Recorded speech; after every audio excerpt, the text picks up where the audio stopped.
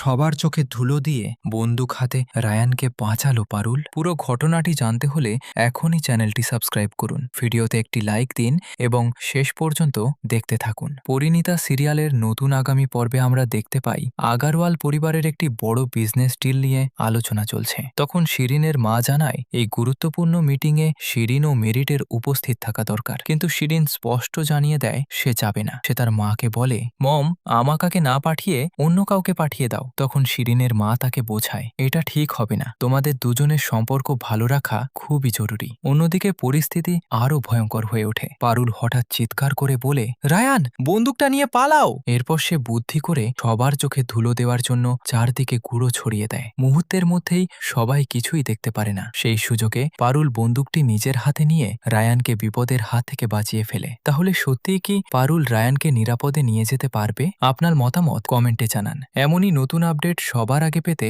এখনই আমাদের ইউটিউব চ্যানেলটি সাবস্ক্রাইব করুন। ধন্যবাদ।